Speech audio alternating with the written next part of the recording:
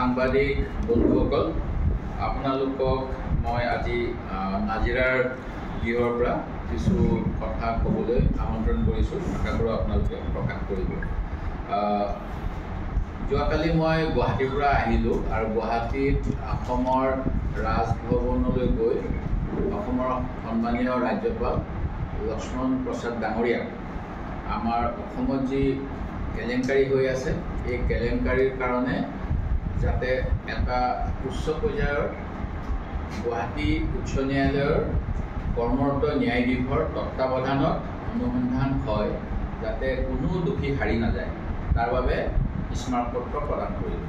আৰু এই স্মাৰকপত্ৰত উল্লেখ কৰিছোঁ উজনি নামনি সকলো ফালৰ পৰা কেনেকৈ আমাৰ দুখীয়া মানুহৰ হাৰ ভগা শ্ৰমৰ বিনিময়ত সঞ্চয় কৰা ধন এই কোম্পানীসমূহে অধিক ৰিটাৰ্ণ দিম বুলি কৈ কেনেকৈ তেওঁলোকক প্ৰবঞ্চনা কৰি এতিয়া পলাতক হৈ আছে।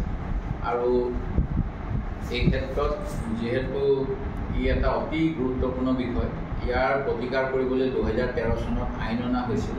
আইনো উলংঘা হ'ল, কাৰণ যিকোনো এটা ট্ৰেডিং ফাৰ্ম হ'বলৈ হ'লে আমাৰ স্থানীয় মিউনিচিপালিটিৰ পাৰ্মিশ্যন ল'ব লাগে।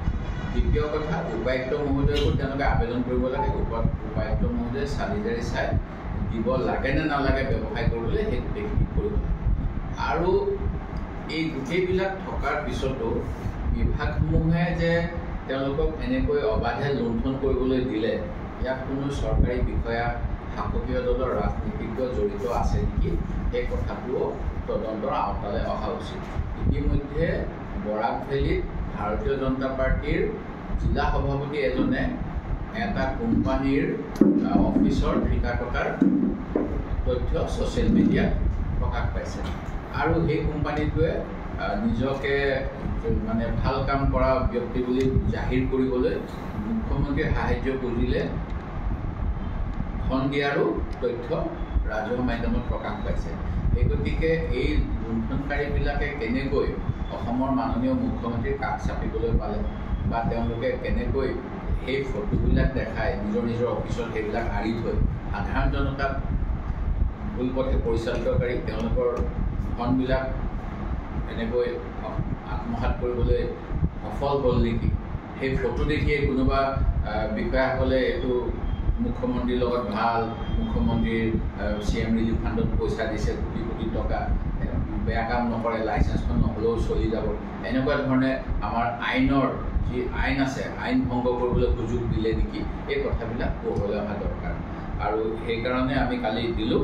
আৰু আজি বাতৰি কাকতত বিভিন্ন কথা ওলাইছে, যিটো অতি দুৰ্ভাগ্যজনক যে এটা স্পেচিয়েল ইনভেষ্টিগেশ্যন টীম কৰিলে। এই স্পেচিয়েল ইনভেষ্টিগেশ্যন টীমটোৱে 10 দিন পলাতক এগৰাকী মহিলা আৰু এজন পুৰুষক স্পেচিয়েল ট্ৰিটমেণ্ট কিয় দিব লগা হ'ল? এটা ছুইমিং পুল থকা ৰিজৰ্টৰ নিচিনা হোটেলত তেওঁলোকক AC ৰুমত বহুৱাই তাৰপিছত ৰাতিপুৱা ডিব্ৰুগড় আৰক্ষীক চমজাই দিছে এই স্পেচিয়েল ট্ৰিটমেণ্ট কাৰোবাক দিয়াৰ কাৰণে, আৰু কোনোবা মাইনা ব্ৰহ্মক নিদিয়াৰ কাৰণে। কলাগুৰু বিষ্ণু ৰাভাৰ এজন পুত্ৰই যোৱাকালি ছ'চিয়েল মিডিয়াত টুইট কৰিছে যে এতিয়াও কাৰোবাক স্পেচিয়েল ট্ৰিটমেণ্ট দিছে, কাৰোবাক দিয়া নাই। আৰু সেইটো কেলেংকাৰীত 100 কোটি বুলি কৈছে, এইটো হাজাৰৰ ওপৰত কেলেংকাৰী বুলি কৈছে। এই গতিকে 1000 কোটি টকা কেলেংকাৰী কৰিলে স্পেচিয়েল ট্ৰিটমেণ্ট SIT দ্বাৰা, আৰু 1000 কোটিতকৈ কম কৰিলে 100 টকা কৰিলে 100 কোটি কৰিলে নন স্পেচিয়েল ট্ৰিটমেণ্ট নেকি, এনেকুৱা প্ৰশ্ন আহিছে মনলৈ। মই সেই গতিকে এই গোটেইবিলাকৰ যিটো নিয়ম ফাইনেন্সিয়েল বিভাগ, তাৰ তদন্ত বিচাৰিছোঁ আৰু EDৰ দ্বাৰা কৰাটো বিচাৰিছোঁ। গুৱাহাটী ED অফিচ আছে, তেওঁলোকে প্ৰকৃততে আমাৰ যদি বেংকলৈ আমাৰ মেছেজ আহে আপুনি কেছ লেনদেন নকৰিব, আপুনি বেছিকৈ টকা জমা মানে কিবা কিবি, যদি 10 লাখ টকাৰ বিজ্ঞাপন প্ৰকাশ কৰে, 10 লাখ টকাৰ ওপৰত একাউণ্ট হ'লে আৰু জমা দিলে বহুত কিবা কিবি তথ্য দিব লাগে। এতিয়া 1000 কোটি কৰিলে এইবিলাক কি, এইবিলাক কোনে চোৱা নাছিল কেলে? তেওঁলোকক ক'লা কাপোৰ বান্ধি দিয়া হৈছিল যে তোমালোকে নাচাবা, আমি ডাঙৰ মানুহবিলাক তাত সোমাই আছোঁ। এইবিলাক কথা মনলৈ আহিছে, সেই গতিকে আপোনালোকৰ আগত পুনৰ সেইখিনি কথা দোহাৰিছোঁ। অসমীয়া ক্ষতিগ্ৰস্ত, আৰ্থিকভাৱে দুৰ্বল, অনুসূচিত জাতি, অনুসূচিত জনজাতি, সাধাৰণ শ্ৰেণীৰ সংখ্যালঘু, এই কথাও সোধা হৈছিল। ঠিক তেনেকৈ এই বেদখলকাৰীসকলৰ বৰ্তমান চৰকাৰে দায়িত্ব লোৱাৰ পৰা এতিয়ালৈকে মোৰ কিমান ভূমিত উচ্ছেদ অভিযান চলোৱা হ'ল, উচ্চতম ন্যায়ালয়ৰ নিৰ্দেশ অনুসৰি উচ্ছেদিত লোকসকলৰ উচ্ছেদৰ পূৰ্বে আগতীয়া জাননী, বিকল্প আৱাস, তেওঁলোকৰ বাবে কৰ্মস্থান আদিৰ ব্যৱস্থা কৰা হৈছিল নেকি? যদি হৈছিল, কোন কোন স্থানত এনেধৰণৰ সংস্থাপনৰ বাবে ব্যৱস্থা কৰা হৈছে জিলাভিত্তিক তথ্য দিব। বৰ্তমানলৈকে বেদখলমুক্ত ভূমি কি কি চৰকাৰী কামৰ বাবে ব্যৱহাৰ কৰা হৈছে? এই প্ৰশ্ন সোধা হৈছিল অসমৰ ৰাজহ বিভাগক RTI যোগে তথ্য জনা অধিকাৰ আইনৰ অধীনত 14/3/2024 আৰু ইয়াৰ উত্তৰ প্ৰতি জিলাৰ পৰা চক্ৰভিত্তিক দিয়া হৈছে। আমি জানো যে ৰাজহ চক্ৰ বিষয়াৰ অধীনত এটা অঞ্চলৰ মাটিৰ লেখযোগ হিচাপ নিকাচ থাকে। সোণাপুৰ ৰাজহ চক্ৰ কামৰূপ মহানগৰ জিলা অসম চৰকাৰ ইয়াৰ দ্বাৰা 29 আগষ্ট 2024 অৰ্থাৎ আজিৰ পৰা মাত্ৰ 13-15 দিনমান আগতে দুসপ্তাহৰ পূৰ্বে আমাক জনাইছিল যে সোণাপুৰ ৰাজহ চক্ৰৰ অন্তৰ্গত PGR চৰকাৰী খাজভূমি, জলাশয়, সত্ৰ অথবা ৰেলৱে ভূমিত বেদখল হৈ থকা দেখা নাযায়। অৰ্থাৎ কোনো ধৰণৰ বেদখলকাৰী নাই বুলি তেখেতসকলে আমাক তথ্য জনা অধিকাৰ আইনৰ অধীনত 29 আগষ্ট তাৰিখে এই চিঠি যোগে জনাইছে।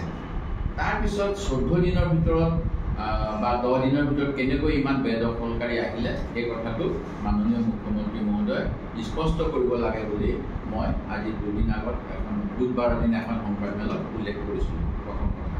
দ্বিতীয় কথাটো হ'ল যে মুখ্যমন্ত্ৰী মহোদয়ে তথ্য বিকৃতি বহুত কৰে।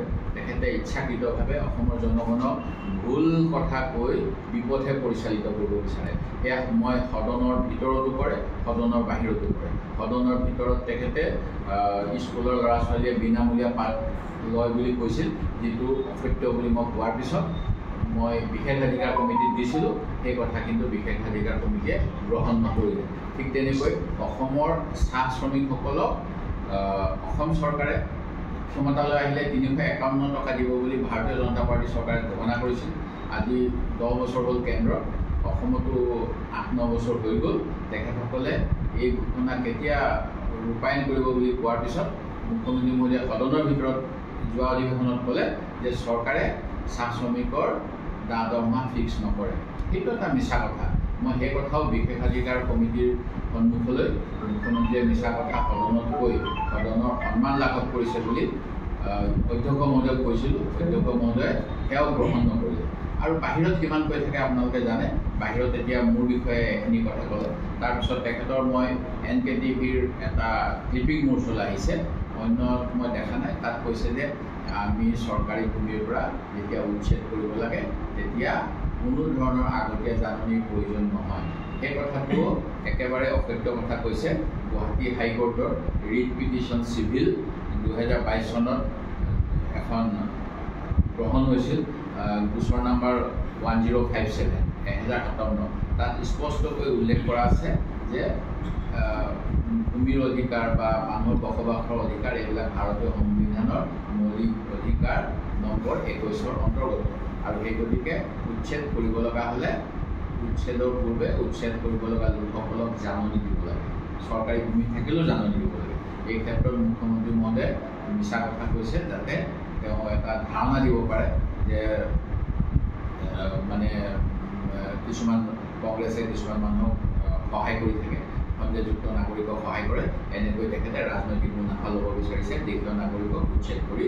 আৰু গুৱাহাটী হাইকোৰ্টৰ অথবা সুপ্ৰিম কোৰ্টৰ নীতি নিৰ্দেশনা পালন তেখেতে কৰিব বিচৰা নাই, যিটো শাসনৰ মুৰব্বী হৈ সংবিধান ৰক্ষাৰ শপত লোৱাৰ পিছত অসমৰ মুখ্যমন্ত্ৰীয়ে এনে কাম কৰাৰ বাবে মই তেখেতক ধিক্কাৰ দিছোঁ।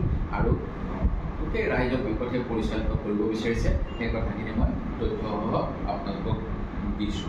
আৰু দ্বিতীয়তে অন্য এটা কথা, ট্ৰাইবেল বেল্টৰ কথা কৈছে। নিশ্চিতভাৱে ট্ৰাইবেল বেল্ট আৰু ব্লক কংগ্ৰেছ চৰকাৰে অসমৰ খিলঞ্জীয়া জনগণৰ স্বাৰ্থ সুৰক্ষিত কৰিবলৈ ব্যৱস্থাটো প্ৰৱৰ্তন কৰিছিল, কিন্তু সময় সাপেক্ষে কেতিয়াবা তাৰো এমেণ্ডমেণ্ট কৰা হয়। উদাহৰণস্বৰূপে 1972 চনত যেতিয়া গুৱাহাটীলৈ আমাৰ ৰাজধানী আহিলে, দিছপুৰত থকা বহুত জনজাতীয় লোকৰ মাটি অধিগ্ৰহণ কৰিব লগা হৈছিল। আৰু তেতিয়া তাৰ বিপৰীতে কিন্তু তেখেত এই যিসকল ক্ষতিগ্ৰস্ত হৈছিল তেখেতসকলক উপযুক্ত ক্ষতিগ্ৰস্ত দি পুনৰ সংস্থাপনৰ ব্যৱস্থাও কৰা হৈছিল।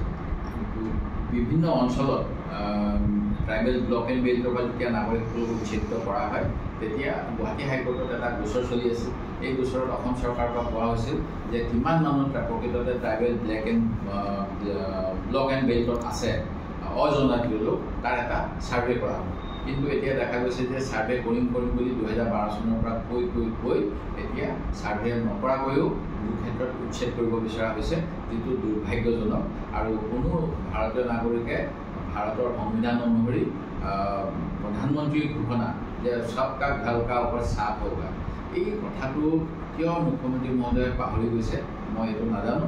আৰু নিশ্চিতভাৱে খিলঞ্জীয়াৰ স্বাৰ্থ বা যিটো আইন অনুসৰি যাক যেনেকৈ সুৰক্ষা দিছে সেইখিনি সুৰক্ষা আমি অসম চুক্তি অনুসৰি পাব লাগিব।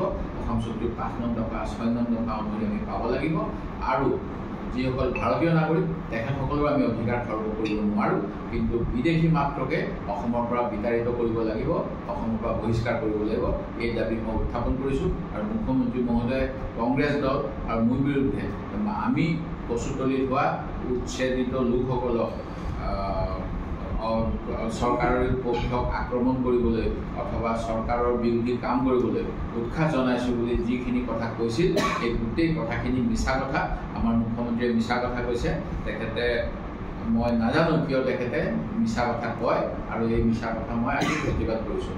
মুখ্যমন্ত্ৰী মহোদয় নিশ্চিতভাৱে চৰকাৰী দলৰ মানুহ, তেখেত এনেধৰণে বিৰোধী দলৰ অপপ্ৰচাৰ বা প্ৰচাৰ কৰা উচিত নহয়। তেখেত আমাৰ মুখপাত্ৰ নহয়, এই কথা মই ক'ব বিচাৰিম। অসমৰ নিচিনাকৈ ডমেষ্টিক কনজিউমাৰ ঘৰুৱা গ্ৰাহকৰ ক্ষেত্ৰত ব্যৱহাৰ কৰা নাই। আৰু এই স্মাৰ্ট মিটাৰটোত কি আছে মই নাজানো। ইয়াৰ আজি কিছুদিন পূৰ্বে এছিয়ান ডেভেলপমেণ্ট বেংক বা ৱৰ্ল্ড বেংক এইবিলাকৰ পৰা পইচা লৈ আমাৰ সকলোৰে ঘৰত একোটাহত পোষ্টপেইড স্মাৰ্ট মিটাৰ লগোৱা হৈছিল। সেই মিটাৰখিনি ভালকৈ কাম কৰি আছে।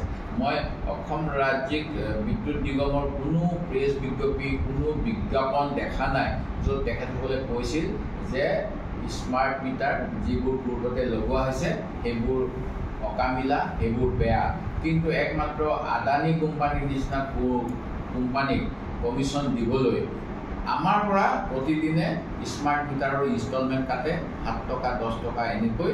আৰু স্মাৰ্ট মিটাৰৰ প্ৰতিদিনে স্মাৰ্ট মিটাৰৰ ইনষ্টলমেণ্ট কাটি আমাক আকৌ নতুনকৈ এটা মিটাৰ লগাই দিছে, যিটো মিটাৰত সঁচাকৈয়ে ক'বলৈ গ'লে বিভিন্নজনে এই বিষয়ত ছ'চিয়েল মিডিয়াত দি আছে।